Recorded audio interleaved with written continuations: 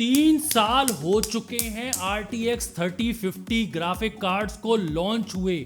आखिर कहां हैं RTX 4050 ग्राफिक कार्ड्स? इस वीडियो में हम बात करेंगे कि RTX 4050 कार्ड्स कब रिलीज होंगे या फिर उनकी क्या प्राइसेस होंगी। हिस्टोरिकली एनवीडिया ने 50 सीरीज के ग्राफिक कार्ड्स निकाले हैं, जैसे कि 950, 1050, 1650 और नई जनरेशन के RTX 3050, लेकिन RTX 4050 का कोई अता पता नहीं है। हिस्टोरिकली अगर हम देखें पिछली 5 जनरेशंस में, तो 50 सीरीज के ग्राफिक कार्ड्स हर 2.5 साल बाद आ जाते हैं। यानी कि अगर आप बात करो 1050 ग्राफिक कार्ड और 1650 के गैप के बारे में, तो 2.5 साल का गैप है इन दोनों के बीच में। और यही गैप आपको देखने मिलेगा GTX 1650 के बाद RTX 3050 के लॉन्च होने में 2.5 साल लगे, लेकिन 2.5 साल और बीत चुके हैं, लेकिन RTX 4050 का कोई अता पता नहीं है। एग्जैक्टली 2.5 साल हो चुके हैं। इस जून 2024 को RTX 3050 को रिलीज हुए। अब तक आ जाना चाहिए था RTX 4050 को।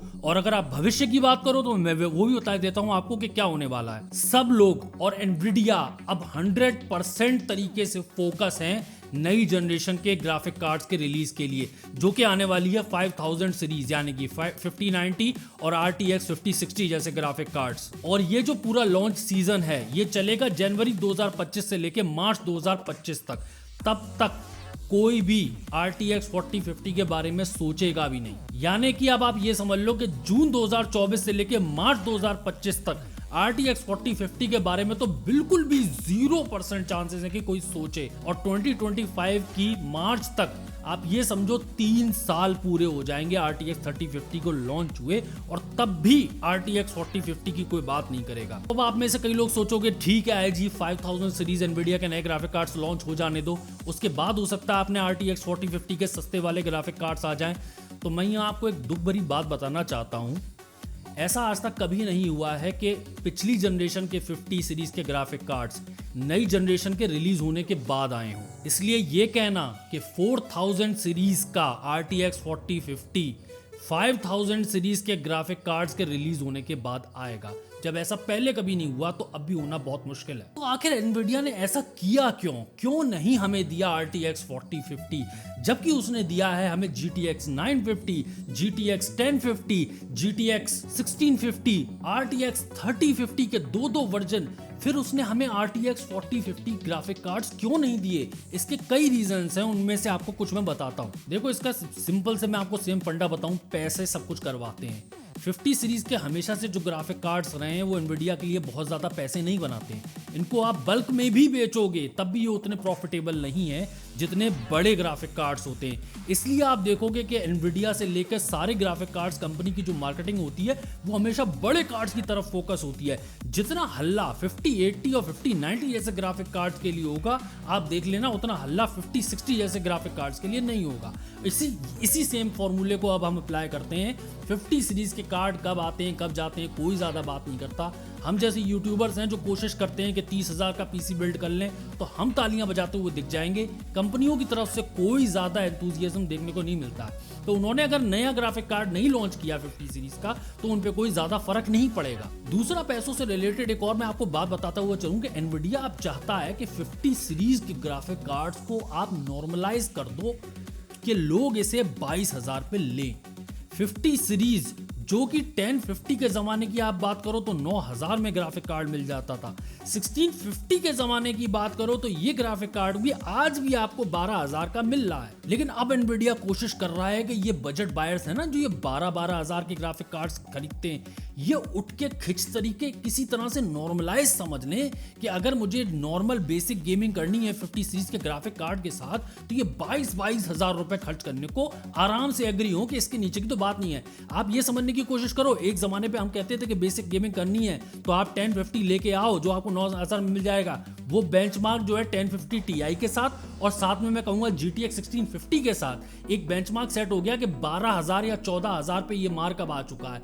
अब इस मार्क को एनवीडिया खींच के और दूर ले जाना चाहता है 20,000 के ऊपर। अब जब पैसों की बात चली है, मैं आपको बताता हुआ आ रहा हूं कि 9,000 का 1050 था, 12,000 का 1650 था, और अब नई जनरेशन के RTX 3050 आपको जो है 8 GB वाला 22,000 का मिल जाता है, और 6 GB वाला अब 16,000 पे आ रहा है। मैं उसकी भी बात करूंगा आपसे। जो 6 GB का RTX 3050 अब 16,000 का हो गया है, इसका कैलकुलेशन हमारी 50 सीरीज की ग्राफिक कार्ड में कैसे बैठता है वो आगे सुनिएगा। लेकिन अगर पैसों की बात करो आप RTX 4050 के प्राइसेस की, तो आराम से आप समझो कि ये 26,000 का बिकेगा अगर ये रिलीज होता है। ये इससे ऊपर ही बिकेगा। ये कैलकुलेशन है based on history, market speculations, market conditions, inflation और टेक्नोलॉजी जो एनवीडिया देता है, क्योंकि थोड़ा बहुत रे ट्रेसिंग और DLSS मिलता है और नए ग्राफिक कार्ड्स का भी आपको टेस्ट देना पड़ता है, तो इसको आप आराम से समझो कि बढ़ जाएगा।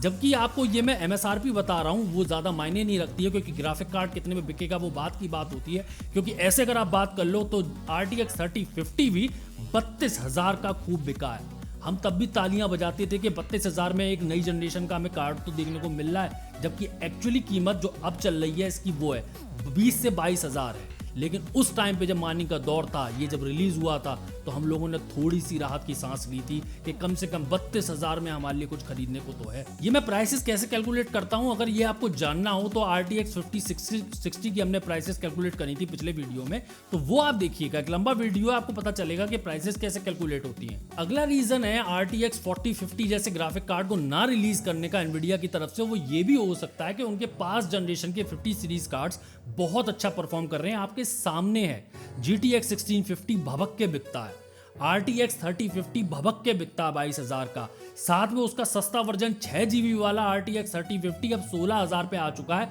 वो भी बिकता है। जबकि हम लोग कहते हैं कई बार कि वो इतना अच्छा ग्राफिक कार्ड नहीं है, 1080p की गेमिंग के लिए 6 GB अब कम पड़ता है, लेकिन वो भी बिकता है। और एक एनवीडिया हमेशा ये काम कर सकता है कि जो कार्ड ऑब्वियसली बिकते ही चले जा रहे हैं, तो इनकी प्राइसेस थोड़ी और कम कर दें, तो ये आपके लिए लुभावने हो जाते हैं। तो इसमें प्रॉब्लम नहीं है एनवीडिया को, ये तो बिक रहे हैं अच्छे खासे। जैसा कि उदाहरण के तौर पे मैंने अभी आपको बताया कि RTX 3050 32,000 का एनवीडिया ने लॉन्च किया था। लॉन्च नहीं मतलब MSRP नहीं थी, लेकिन ये इतने का मार्केट में मिल रहा था, इससे नीचे आप नहीं ले सकते थे। और उसको डाउन करते करते करते करते आज 22,000 का हो गया। इवन 18,000 नॉर्मल प्राइस हुआ करती थी 3050 6 GB की, और आज आपको 16,000 का आराम से अवेलेबल है। अगला रीजन है कि लैपटॉप मैन्युफैक्चरर्स जो हैं उनको एक्सक्लूसिव कर दिया एनवीडिया ने कि RTX 4050 का टैग आप लैपटॉप वालों के लिए ही है। किसी को बहुत ही बेसिक गेमिंग करनी है ना, बिल्कुल नीचे जाना है, तो उसको हम डेस्कटॉप पे नहीं देंगे, उसको हम लैपटॉप पे देंगे। तो आप मैन्युफैक्चरर्स का भी फायदा है, आप सस्ते में एक मशीन दे सकते हैं, आपको कुछ प्लस पॉइंट्स मिल गए। बिल्कुल बेसिक वाली गेमिंग डेस्कटॉप पे आदमी नहीं कर पाएगा, अगर उसे करनी है तो वो लैपटॉप पे करेगा। कुछ जस्टिफिकेशंस हो गए लैपटॉप के लिए। दूसरा, लैपटॉप मैन्युफैक्चरर्स होते हैं वो बल्क में खरीदते हैं। एनवीडिया जैसी कंपनी के लिए हेडेक कम है, एक एक आदमी को बेचना, डिस्ट्रीब्यूटर्स में भेजना, सबके साथ चिक चिक करना।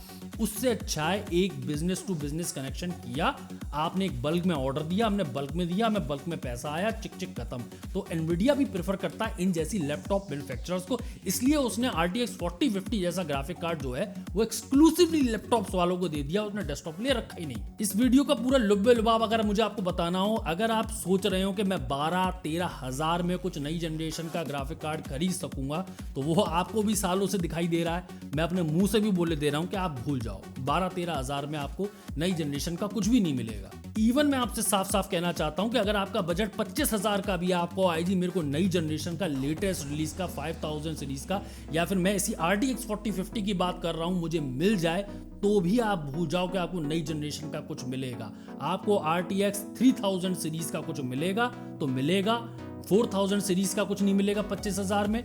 आपको 5000 सीरीज तो बिल्कुल ही भूल जानी चाहिए कि कुछ मिलेगा भी। देखो, रिगार्डिंग कंपटीशन एंड AMD, अब आप ये समझो कि अच्छे ग्राफिक कार्ड्स हैं AMD के पास, हर लाइन पे compete करते हैं वो एनवीडिया के साथ। लेकिन कई बार ना जवाब बिल्कुल स्ट्रेट फॉरवर्ड नहीं होता कि ये AMD का ग्राफिक कार्ड खरीद लो आप और भूल जाओ, जैसे एनवीडिया के हम लोग कह देते हैं कि सोचना समझना क्या है, एनवीडिया आया, थोड़े पैसे ले रहा है, लेकिन दिक्कत नहीं होगी। AMD के लिए कह पाना ये मुश्किल है। उदाहरण के तौर पे मैं RX 6400 की बात करना चाहूंगा। मैं हमेशा से, मुझे बहुत नफरत है GTX 1650 से, जिस प्राइस पे आता है, जो ये देता है। मैं चाहता था इस बजट ग्राफिक कार्ड के थ्रोन को ले RX 6400, लेकिन उन लोगों ने आसान नहीं किया हमारे लिए। एक तो उसको बराबर प्राइस पे उतार रहे हैं या उससे ज्यादा प्राइस पे उतार रहे हैं, एनकोडर दे नहीं रहे हैं, और 36 दिक्कतें हैं RX 6400 से। मैं चाहता था कि 1650 से मुकाबला करें, लेकिन ऐसा नहीं हुआ। इसीलिए आप देखो कि AMD की इतनी डिमांड कम है कि कई कंपनियां, जो बड़ी इंटरनेशनल कंपनियां हैं, जो एनवीडिया और AMD दोनों बेचती हैं दूसरी कंट्रीज में, लेकिन जब भारत की बात होती है तो यहाँ तो उन्होंने AMD के ग्राफिक कार्ड्स मंगाने ही बंद कर दिए हैं। वो एक्सक्लूसिवली सिर्फ एनवीडिया को ही बेच रही हैं। तो आपका क्या कहना है RTX 4050 के बारे में? क्या मिलेगा ये ग्राफिक कार्ड हमें, या भविष्य में भी? आप सोचो, डरावनी कंडीशन है कि भविष्य में भी आपको 50 सीरीज के ग्राफिक कार्ड देखने को ही नहीं मिलेंगे। महंगे सस्ते तो भूल जाओ, देखने को ही नहीं मिलेंगे। इस सब के बारे में आप बताइएगा कमेंट्स में। मैं हूं IG, आप देखते हैं डी गेमर चैनल। तो अगली वीडियो में, तब तक गुड बाय, टाटा।